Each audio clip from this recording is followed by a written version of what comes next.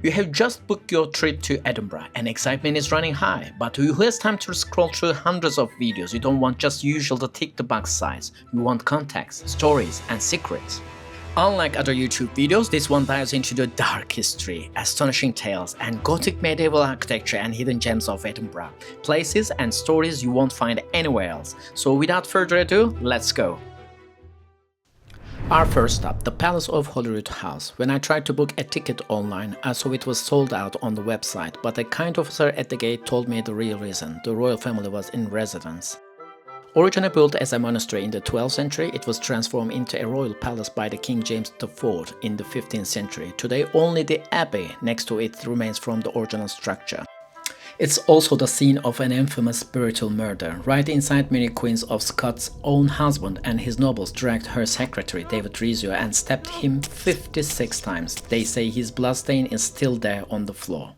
Just opposite, Scottish Parliament, meant to cost £40 million, ended up £400 million. Guess democracy doesn't come cheap.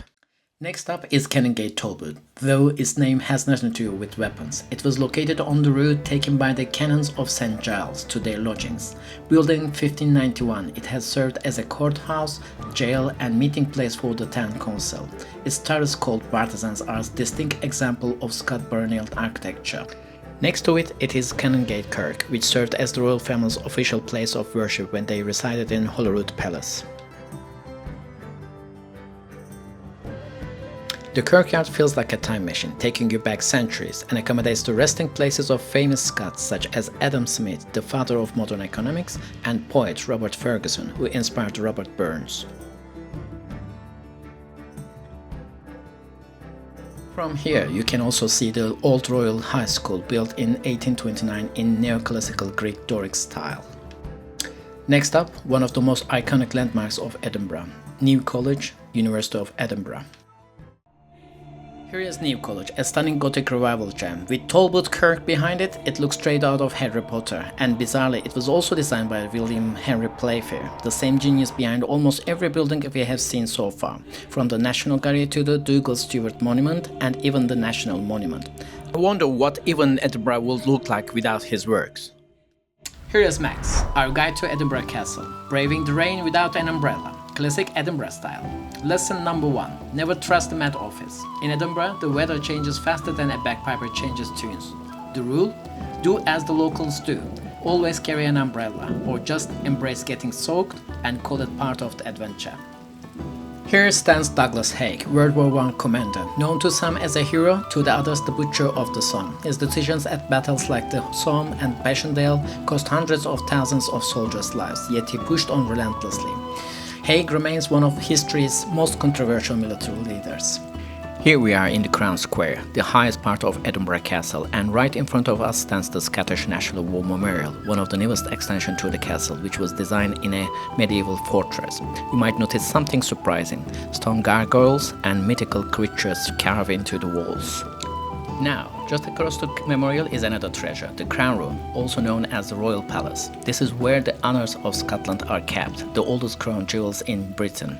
Their history involves many tales, lost, hidden away, and even smuggled and rediscovered centuries later. The Scots risk everything to preserve them, and later I will share the twists and turns of that story. But before we explore the secrets of crown jewels, let's step inside the War Memorial and uncover the artistry and symbolism that make it such a moving place. Within these walls, one memory echoes in my heart: Gallipoli. In 1915, Scottish regiments alongside Anzac troops fought on the shores of Gallipoli. On the opposing side, Turkish soldiers as young as 15 defended fiercely our homeland with equal courage. The bravery and sacrifice of both sides still echo through these walls.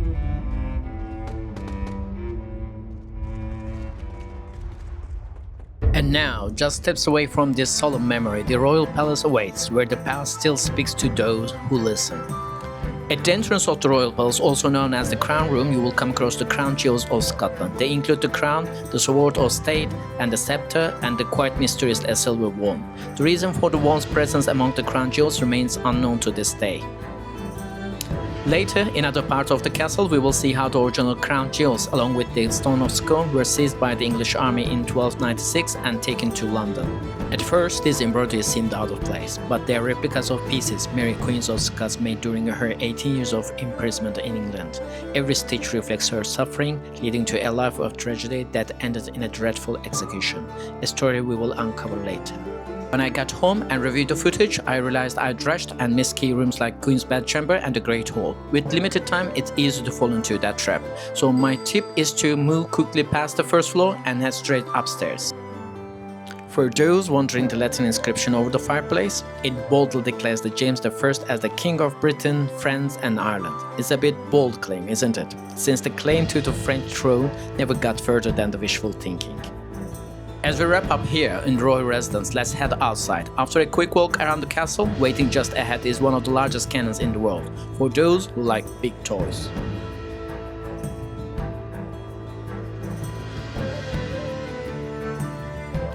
This is the Halfmoon Battery, a semicircular design built to defend the castle effectively, which was quite innovative for its time. It sits on the remains of the medieval Davis Tower destroyed in 16th century siege. This tower happens to be one of my favorite spots in the castle. Dark, a bit musty, and totally eerie. We will check it up close a bit later. By the way, from here you can see the seating area for the military tattoo, which takes place every August.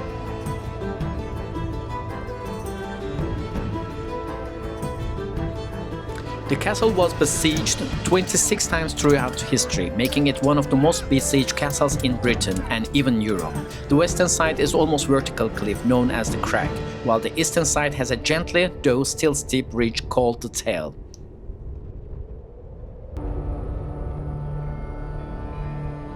That's why the eastern side was the most heavily fortified. You will also notice the steep internal landscape, which created a layered defense system, forcing attackers to fight their way up multiple levels and inclines, even after getting through the gates.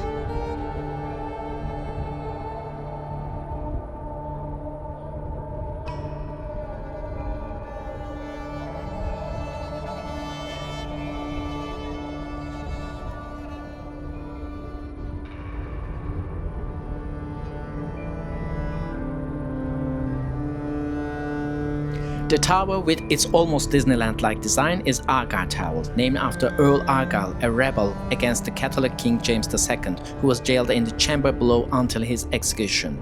Today the tower houses the Fight for the Castle exhibition, offering an immersive experience, which we will see soon. What we are looking at is a 6-ton monster, Monsmag, named after the town where it was built. It could fire 100 kg stone balls over 3 kilometers, gifted to King James II by the Duke of Burgundy as a goodwill gesture. Unfortunately, a barrel burst ended his career. Ironic that the king later died in a cannon explosion himself.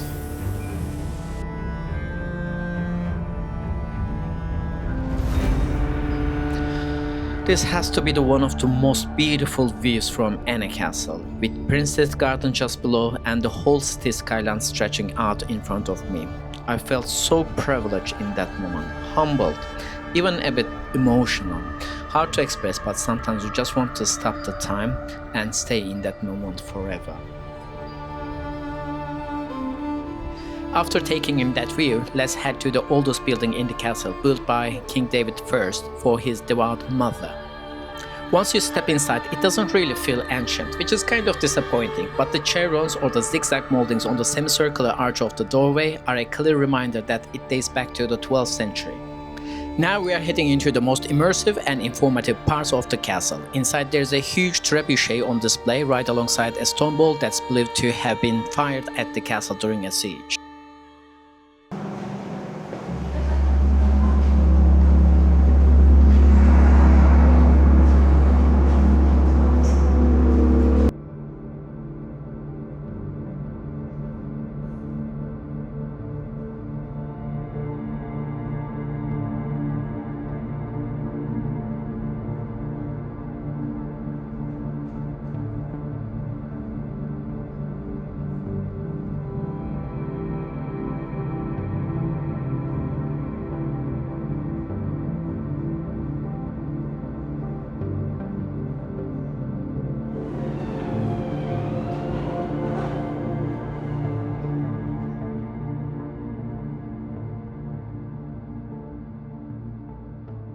Now we are stepping inside the castle's prison, a place that held everyone from French soldiers to American independence fighters, and even Caribbean pirates. En dat hij daarna ontsnapt is, terwijl de Britten met de neus bovenop stond. Ach, wie ervan? It's cold in these vaults. As I suspect, I may be here some time. I would indeed prefer to take the air outside. Imagine this, around 1,000 men packed into these cold, damp walls, each with barely a square meter to call their own. Food was scarce, just bread, beer and butter, so prisoners turned to crafting to survive and fight boredom. And right next door you can see a stunning model of the ship HMS St George, painstakingly built by the French soldiers with their own hands. One of the most fascinating escape stories about 49 French prisoners who cut a hole through the Devil's Elbow rampart and using washing lines to clamp down the castle rock. Most were captured, but their audacity became legendary. We are now inside the ancient David's Tower, the darkest part of the castle, literally and figuratively. The original tower was thought to have been destroyed during the siege in the 16th century, and its remains are buried under where we are standing. These walls were later repurposed mainly as magazines, gunpowder storage, barracks, and the storerooms for military supplies. Archaeological excavations in 1912 uncovered an ancient well, a hole thought to be the location of the infamous Black Dinner in 1440, where 16-year-old William Douglas and his younger brother were invited to dine with 10-year-old King James II. During the banquet, a black bull's head, the symbol of death, were brought in and placed before the brothers. King James, though only a child, protested, begging for their lives. His pleas were ignored. The two brothers were then dragged outside, given a mock trial, and executed at the Castle Hill.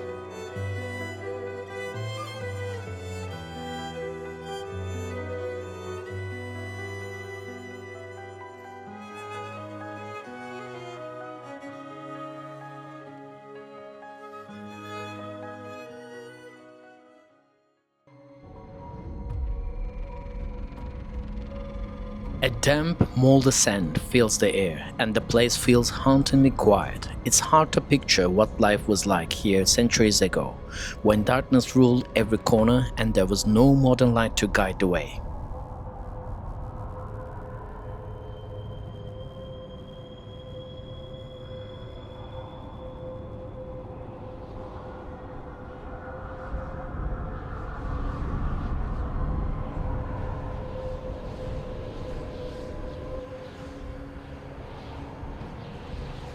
It's a shame. I can see the letters disappearing into darkness beneath the tower, but they are off limits to the public. What lies down there remains a mystery. If you are visiting the castle, don't miss David's Tower. It's the only place that really shows what life was like in a medieval fortress, raw and untouched by modern restorations. Later, we will head to Stirling Castle, where history and culture elegantly represented through reenactments by real people.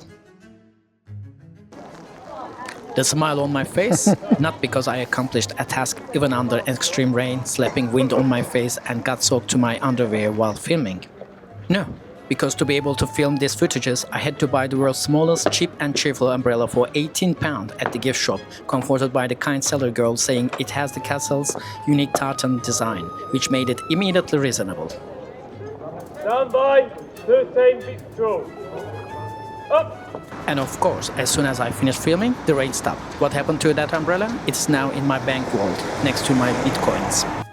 Long story short, even it seems like a sunny day, bring an umbrella and wear a high-neck jacket. Trust me, you will thank me when this Scottish weather hits. As I've spent half a day exploring the castle, I think I've earned a local hearty meal. This restaurant is one of the Edinburgh's most well-known family-owned gems. Cozy, welcoming, and full of character. I ordered a homemade beef and lamb haggis, which looked like this. And I have to tell you, it's incredibly filling. Exactly what I will need. Because soon I'm going to meet a witch who will share the chilling stories and hidden secrets of the city. Secrets so dark and fascinating that I will never know they existed if I hadn't crossed her path. This is Macca's court. In Scots, a Macca means a poet or a writer. When you visit, Don't just look around, look down. The paving stones are filled with the words of Scotland's greatest writers. My favorite is this one. Knowledge builds the world around us, but wisdom shapes who we are and how we understand our place in it. This is Professor Dorothy. We are all her official witches in training.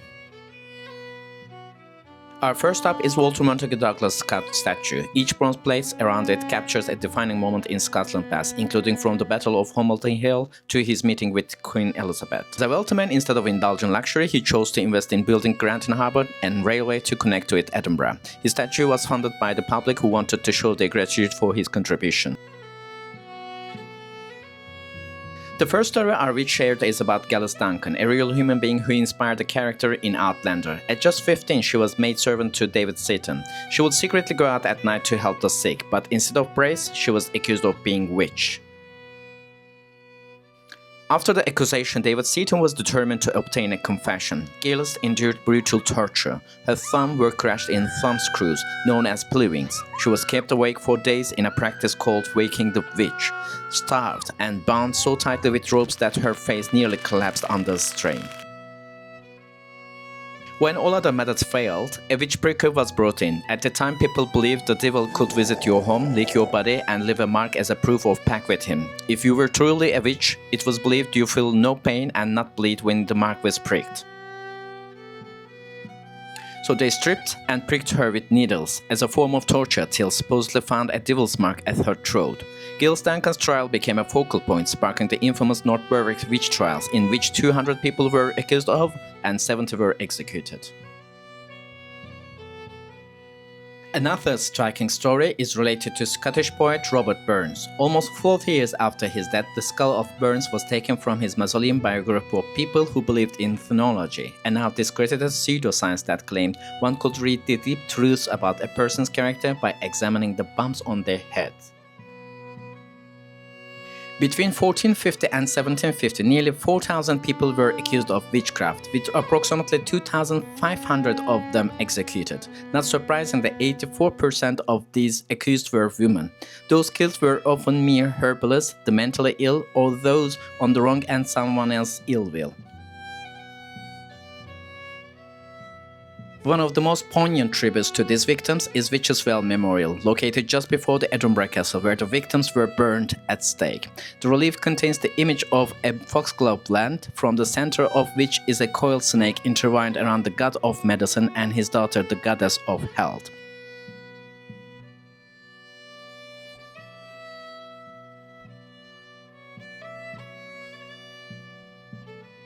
Now we stand at what is said to be the grave of John Knox, the fiery preacher who led the Scottish Reformation and turned Scotland into a Protestant nation. Knox was a man who thrived on controversy. He wrote the infamous First Blast of Trumpet against the monstrous regiment of women, claiming female rulers were against God's law.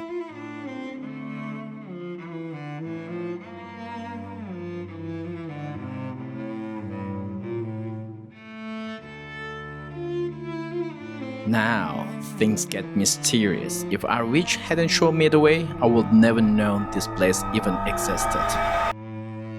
The place we will see was discovered in 2019, completely by accident, when a wall was knocked down during renovation work, revealing a hidden staircase that led to a basement untouched for nearly 2 centuries.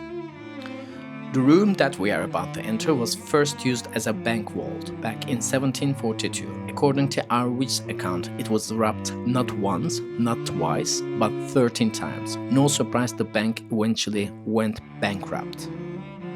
Then the building took a new life and became a police chamber and courtroom with holding cells. In fact, the very room we are about to take a seat once served as what they called a drunk tank, a cell where the town's troublesome drunks or criminals were kept overnight. I have to admit, as soon as I walked in, something felt off. There was something about the room I can't explain, as if it carried a soul of its own, one that seemed to stir beneath the silence and make me just uneasy. I promise you one final story, and this is the haunting tale of Megadix. Maggie was the wife of a fisherman, but her life took a turn when either her husband abandoned her or she fled home for some reasons. She found work at an inn and began an affair with the innkeeper's son. Soon she discovered she was pregnant. Fearing dismissal, Maggie concealed the pregnancy. Some say the baby was stillborn, others say it died shortly after birth. Maggie desperately left the infant's body by the bank of the River Tweed, but it was traced back to her. She was tried with causing the death of her child, sentenced to death and hanged before a public crowd at the Grassmarket. But this is where the story takes a shocking twist. On the way to graveyard, her relatives heard knocking from inside the coffin. When they opened it, Maggie was still well alive. She was taken back to court, but the judge ruled that her sentence had been carried out, or perhaps he said her survival was the will of God. Maggie was set free. From then on, she was named as Halfhanged Maggie, became a local celebrity signing photographs to her fans and living a long, happy life. Her story is so legendary that even inspired the character Nearly Headless Nick in Harry Potter.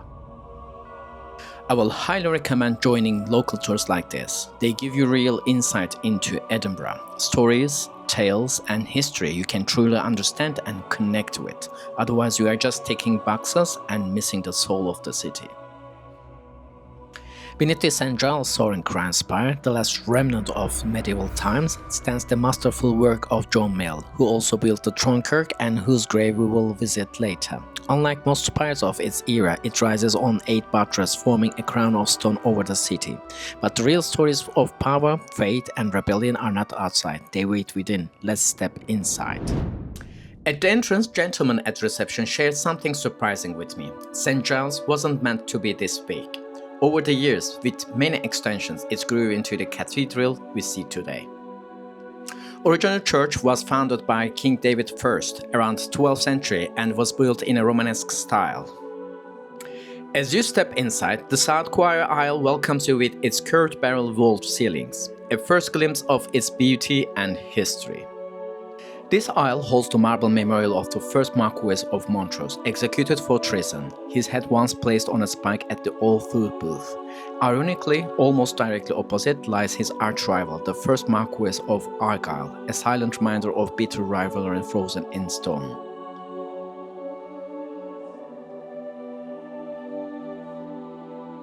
At the very top you will spot the royal arms of King George II. Just below the shield, the Latin motto reads "Nemo me impune lacesset", meaning no one attacks me without consequences.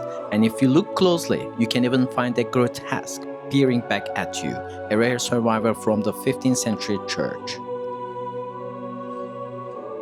These stained glass windows are later additions from 18th and 19th centuries, replacing the originals destroyed during the Reformation. Each one captures a dramatic moment from Scottish history. Here, the assassination of James Stewart. And this one depicts John Knox preaching at his funeral. They offer a striking glimpse into the turbulent times that shaped Scotland. Up ahead lies the most decorated Gothic part of St Giles, a sacred place where Scotland's royal figure and bravest knights gather, adorned with the religious and royal symbols carved with the exceptional craftsmanship.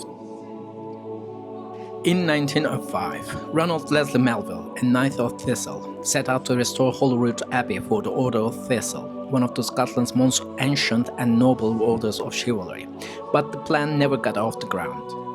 After his death, his sons inherited a staggering $6.5 million for that time and chose to carry out their father's ambition. With the command of the King Edward VII, the construction of a new chapel finally began. You enter the chapel through a low, shadowy antechapel designed to make the soaring vaulted ceiling inside feel even more dramatic. The Thistle Chapel is a masterpiece of Gothic revival with stalls for 16 knights, the sovereign and 2 royals. Look closer to the armrest. Each is flanked by an animal, many inspired by the knights' own coats of arms. Now we are heading to one of the most Instagrammable spots on the Royal Mall, a place every visitor stops for a photo, but few know the eerie story hidden in its shadows. This story takes us back to 1696 to a 20-year-old student at the University of Edinburgh, Thomas Aikenhead, brilliant, bold, and unafraid to question. He debated faith with his classmates, claiming that Moses and Jesus learned magic in Egypt, captivating those who mistook wonder for faith. He believed that God, nature, and the world were all one. To us, they are ideas, but back then they are blasphemy. Sir James Stewart, the Lord Advocate of Scotland, who oversaw the trial, insisted that Aikenhead must be punished to set an example, to strike fear into anyone who dared to follow in his steps. The man was unusual for the time, since by law, a first offense meant wearing sackcloth, a garment of camel hair designed to cause discomfort and imprisonment. But no mercy was shown to Thomas. A cold January morning in 1697, Thomas Aikenhead was led to the gallows, just 20 years old, and the man who ordered it left his name to the Advocate's Clause. Let's step inside the Tron Kirk, a place where history and creativity truly collide.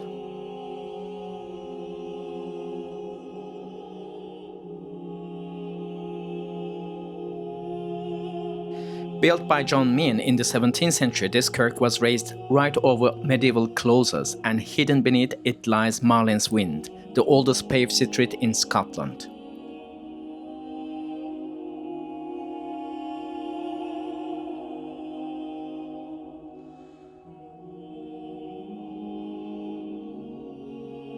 Just opposite the entrance, a small staircase may still let you peek down at those ancient cobbles, perfectly preserved beneath the city. Today, the Tron Kirk has found a new life, transformed into an indoor artist market, where you will find local textiles, jewelry, and handmade art, each piece carrying a touch of Scottish soul.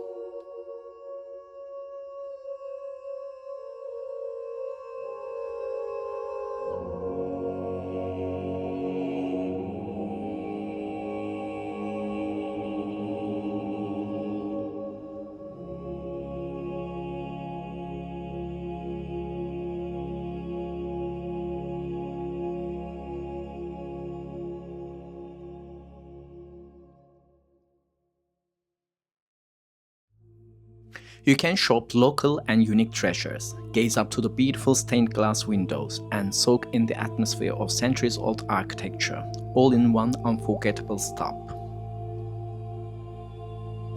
If you are wandering the Royal Mall, don't miss this place.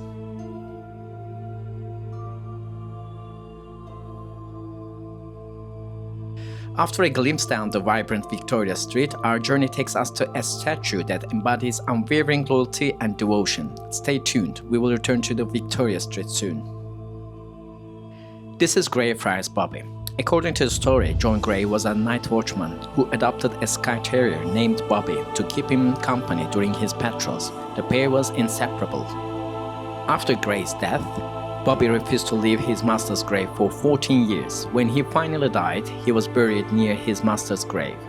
Philanthropist Lady Bertha Coote, the richest heiress in England at the time, who inherited the equivalent of £200 million today, was moved by his story and commissioned a bronze statue of Bobby atop a granite drinking fountain. Do you remember what I mentioned regarding the statue of whom? I would like to make the same request here. Please refrain from rubbing this poor dog's nose. As promised, here's the grave of John Milne, the master mason behind Tron Kirk and the crown steeple of St Giles.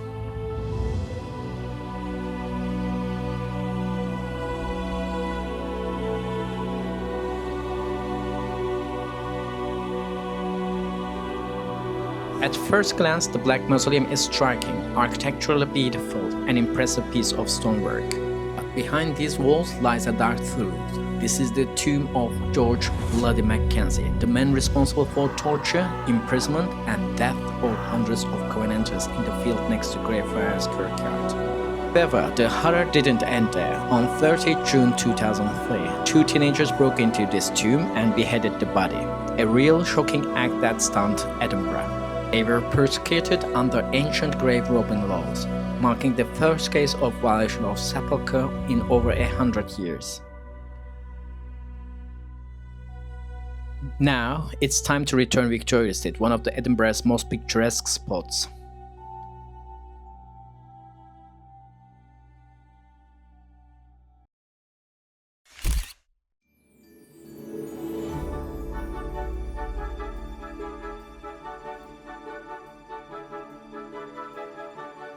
It's famous for its elegant curve, vibrant shop fronts, and Flemish-inspired architecture that gives it such a unique character.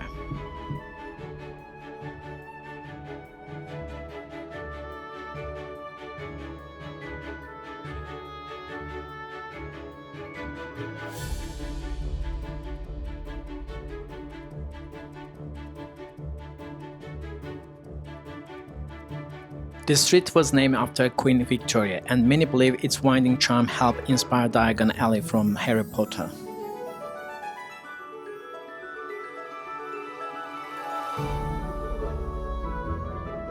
Grassmarket was once a primary livestock and hay market, serving as an important commercial hub in Edinburgh for centuries.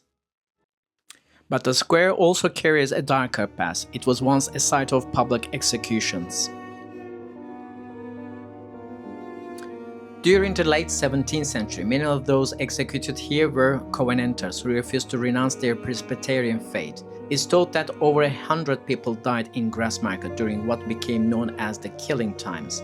A memorial now marks the spot where the gallows once stood. At the start of 19th century, the area was home to the two of Edinburgh's most notorious figures, William Burke and William Hare. Living in tenants' clothes, unlike traditional grave robbers, they took a more hands-on approach. They befriended victims in local taverns, lured them back to their lodgings, and murdered them, selling the bodies to Dr. William Knox, a prominent anatomist.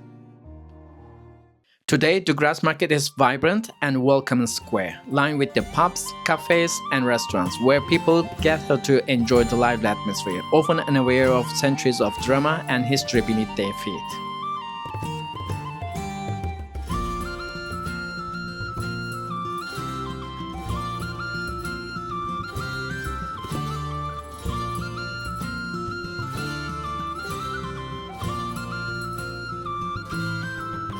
Next, we are heading to one of the Edinburgh's another photogenic spots, the Venel Steps.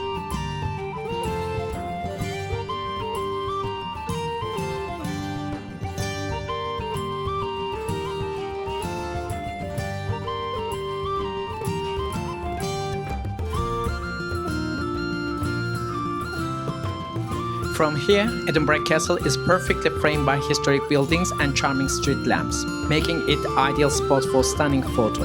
Every angle feels like it's straight out of a postcard. I have decided to explore the new town a bit and try to find another picturesque view of the castle.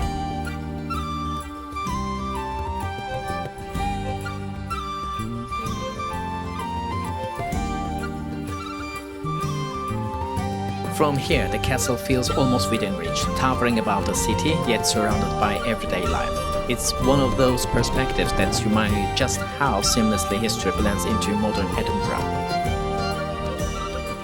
Turning around the corner, you will find yourself facing one of the most iconic venues in Edinburgh's cultural life, the legendary Usher Hall.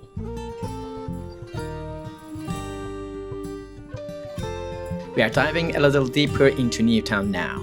And honestly, I got no map, no plan, just curiosity. I love moments like this, when you stumble upon something beautiful completely by chance. I found a spot that really surprised me. Not many people talk about it, but wait till you see this. From far away, you can't miss 76-meter spire, one of the tallest in Edinburgh, a true landmark on the skyline, crafted by Frederick Thomas Pilkington. This church feels almost Disneyland-like, a fairy tale in stone, designed in Gothic revival, or more precisely Ruskinian Gothic. Its exterior blends rough-cut stone with ornate details, rewarding you with something new to admire from every angle. After exploring Edinburgh's landmark buildings, it's time to dive into its nightlife. My first stop is Home Bar, where I came across some incredible talented local musicians. Let's hear how they sound.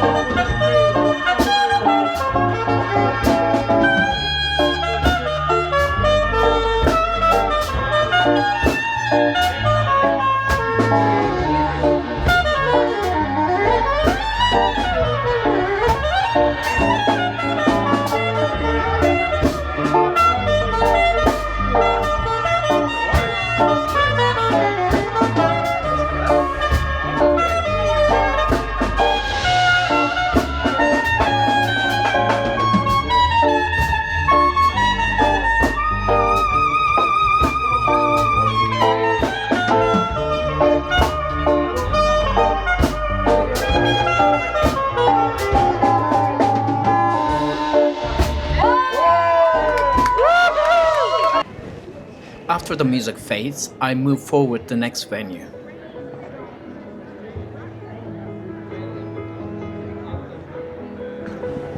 Once the daytime bustle is gone, the city transforms into a fairy tale, every shadow and lamplight whispering stories.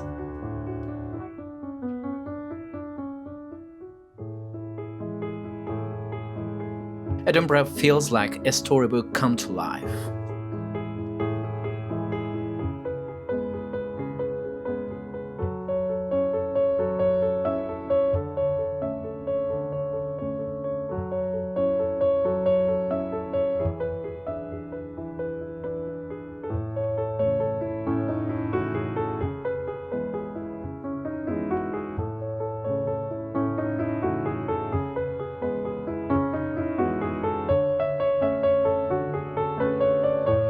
If you want a city at its most enchanting, wait for the night. That's when it truly awakens.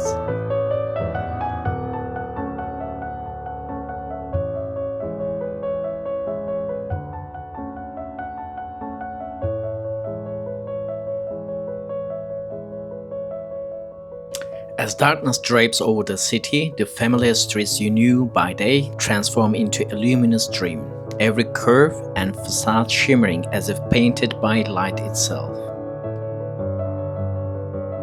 Here's St Giles, all dressed up in lights, like a queen showing off her crown. The way the spotlights caress the facade, creating dramatic, contrasted shadows, you can't help but stop and stare.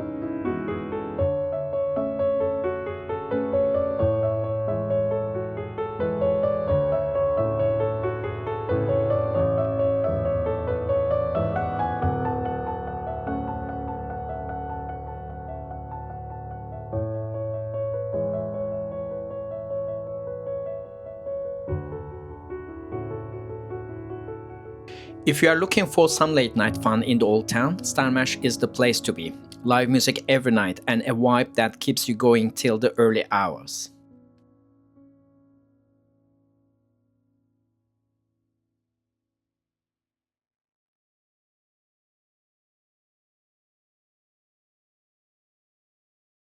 Every Saturday, I can hear you southern drawl miles and miles away. Sing.